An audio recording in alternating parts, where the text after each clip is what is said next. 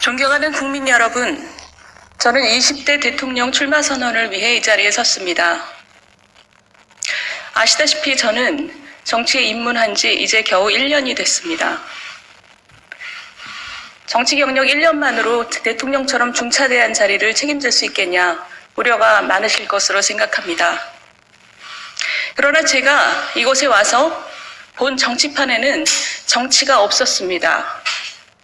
권력을 유지하기 위한 정치 기술만 있었을 뿐입니다.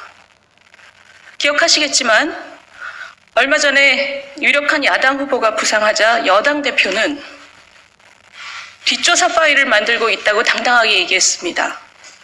초등학교 반장 선거에서도 손가락질 받을 만한 일입니다. 아무리 야비하고 창피스러운 짓이라도 권력 유지를 위해서라면 다 괜찮다?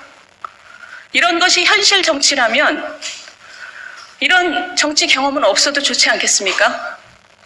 저는 정치가 원래 무엇이어야 하고 지금 무엇을 해결해야 하는지 생각과 비전을 가지고 국민들 속으로 들어가겠습니다. 저희 어머니는 낙동강변의 작은 마을에서 자랐습니다. 1959년 태풍 사라호가 한반도 남단을 강타했을 때 논밭이 모두 쓸려나가면서 저희 어머니의 꿈도 같이 쓸려나갔습니다. 진학하려는 꿈을 접고 저희 어머니는 입을 줄여야 되기 때문에 강 건너에 있는 집으로 시집을 갔습니다. 그 젊은 부부는 일자리를 찾아 서울로 상경했습니다. 4남매를 낳아 키우면서 저희 어머니는 내 자식들은 나처럼 배움을 포기하지 않도록 하겠다. 나보다 나은 삶을 살게 하겠다. 끊임없이 다짐했습니다. 저희 부모님은 그 소망을 이루었습니다. 눈부신 경제성장 속에서 산업화 세대는 자신들보다 나은 삶을 사는 자식 세대를 키워냈습니다. 나도 너희들처럼 살아보고 싶었다. 올해 80인 저희 어머니가 자주 하시는 말씀입니다. 그런데 지금 청년들은 어떻습니까? 경제가 내려앉으면서 기회가 사라졌습니다. 월급을 모아서 내 집을 마련하고 아이들 공부시키고 은퇴를 준비하는 당연했던 삶이 지금은 더 이상 당연하지 않습니다. 뛰어오를 기회가 없으니까 금수저, 흙수저 차이가 따라잡혀지질 않습니다. 이게 우리 시대의 급소이고 가시입니다. 정치란 온 힘을 다해서 시대의 급소를 포착하고 가시를 빼내는 일입니다. 그러나 소위 민주화 세력은 이런 정신을 외면하고 자기들 권력을 유지하려고 국민들을 편갈라 싸움 붙이는 일만 했습니다. 이 사람들은 정치란 게 원래부터 네가 죽어야 내가 산다는 것이라고 끊임없이 호도하면서 불법과 내로남불을 일삼았습니다. 우리나라가 민주화된 지 이미 30년이 넘었습니다. 그런데 지금 와서 우리 국민들이 법치와 민주주의를 갈구하는 것은 정말 웃을 수도 없고 그렇다고 안 웃을 수도 없는 상황입니다. 제대로 된 정치 세력이라면 지금처럼 기술 기반과 산업 지형이 지진처럼 변하는 세상 앞에서 함께 힘을 합칩시다 이렇게 말을 했어야 합니다. 젊은이들에게 기회를 주기 위해 우리 기득권은 양보하고 개혁합시다 라고 국민들을 설득했어야 합니다. 지난 20년 동안 신생아 수가 반으로 줄었습니다. 희망이 없는데 어떻게 아이를 낳아 키웁니까? 이 정부 3년 동안 전일제 일자리가 200만 개 날아갔습니다. 기회가 없는데 어떻게 희망이 있겠습니까?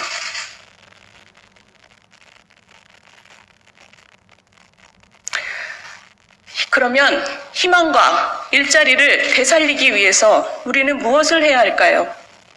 경제학자로서 제가 단언컨대 투자하고 싶고 혁신하기 좋은 경제를 만드는 것 말고 다른 길은 없습니다. 그런데 그것을 하기 위해서는 그게 왜 안 되는지 우리 안을 들여다보고 뭐가 문제인지 굳은 살을 발라내고 그리고 허리띠를 졸라매야 됩니다. 그것을 개혁이라고 부릅니다. 그러나 모든 개혁은 기득권 세력과의 싸움이고 귀족 노조와의 싸움입니다. 그렇기 때문에 어려울 수밖에 없습니다. 그러나 뼈를 깎는 개혁을 말하지 않고 장밋빛 얘기만 하는 것은 정치가 아니라 기만입니다. 문재인 대통령 그리고 문재인 정권은 어떤 개혁도 하지 않았습니다. 노동개혁, 교육개혁, 공공부문 개혁 어느 하나 입에 올리고 있지 않습니다. 하다못해 곧 고갈될 것이 뻔한 국민연금도 방치했습니다. 그러면서 자기들 정권 창출을 도운 민노총 비위 맞추느라고 최저임금을 2년에 30%나 올려서 수많은 젊은이들의 일자리를 자동주문 기계로 바꿨습니다. 이 정도면 정부가 아니라 일자리 파괴범입니다. 부동산은 어떻습니까? 아파트에 대한 환상을 버려라. 그러면서 내 집 마련 꿈을 박살냈고 임대차법으로 전세도 씨를 말렸습니다. 이 정부가 근성 있게 한 것이라고는 빚을 내서 돈을 뿌리는 것뿐입니다. 대한민국 정부 수립 후 박근혜 정부까지 지금까지 쌓인 빚이 660조 원입니다. 그런데 그 3분의 2만큼을 문재인 정부에서 새로 쌓았습니다. 일자리를 파괴한 것뿐만 아니라 빚더미까지 청년들한테 안긴 것입니다. 그러니까 이 정부는 자기보다 훨씬 더한 악성의 포퓰리즘에 문을 활짝 열어줬습니다. 지금 여권의 선두주자인 후보는 가난하든 부자든 모두에게 돈을 똑같이 뿌려서 경제를 성장시키겠다 말하고 있습니다. 여러분, 우리나라 경제는 그 규모가 이미 세계 9등입니다. 그런데도 길에는 폐지를 줍는 가난한 노인들이 많습니다. 그것이 우리 국민들 가슴속에 얹혀있는 큰 돌덩이입니다. 그런데 똑같이 돈을 뿌려서 세금주도 성장을 한다고 합니다. 소득주도 성장으로 경제를 말아먹고도 얼마나 국민이 우스웠으면 이런 짓을 반복합니까? 지금은 4차 산업혁명입니다. 어떤 나라가 추락할지, 어떤 나라가 도약할지 아무도 모르는 불확실성의 세계입니다. 우리 스스로를 바꿔야 내일을 바꿀 수 있습니다. 다른 나라에 없는데, 경쟁국에는 없는데 우리나라에만 있는 규제는 다 없앤다. 우리 경제를 꽉 막고 있는 혈맥은 뚫고야 만다. 이런 마음으로 전심전력을 다해서 우리를 쇄신하지 않으면 청년들의 내일이 없습니다. 좋은 일자리가 넘치는 하이텍 제조업, 국민들의 삶을 편리하게 만드는 서비스업, 그리고 도약이 있는 스타트업, 전 세계가 동경하는 문화 콘텐츠, 그리고 그 속에서 국민들이 마음껏 뛰는 그런 희망찬 나라를 만들어야 하지 않겠습니까? 희망이 있어야 선한 영향력이 사회를 퍼져나갑니다. 내 앞이 보여야 나보다 처지가 못한 사람을 따뜻하게 배려할 수 있습니다. 공정한 룰 속에서 힘껏 뛰어본 뒤에야 100% 내가 잘나서가 아니라 운도 따랐구나. 이것을 깨달을 수 있습니다.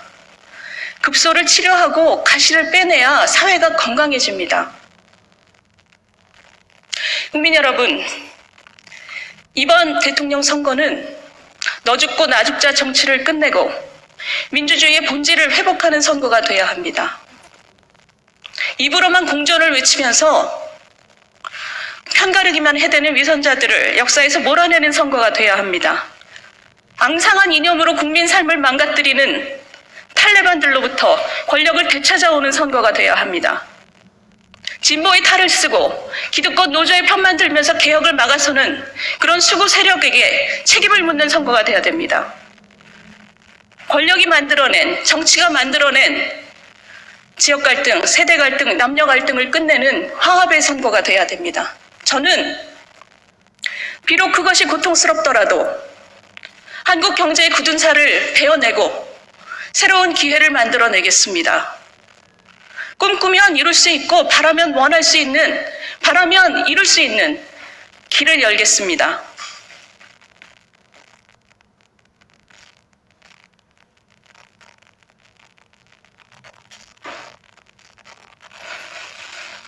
도전하고 실패해도 일으켜 세우고 그리고 등을 밀어주는 그런 나라를 만들겠습니다. 청년이 미래를, 희망을 얘기하고 그리고 모든 국민이 오늘보다 나은 내일을 믿는 그런 나라를 만들겠습니다. 다음 세대에게 부담을 넘기지 않는 나라를 만들겠습니다. 그러니 국민 여러분, 여러분 한 사람 한 사람의 목소리를 내주시고 영향력을 모아주십시오. 그러면 제가 여러분과 함께 한 시대를 보내고 새 시대를 열겠습니다. 감사합니다.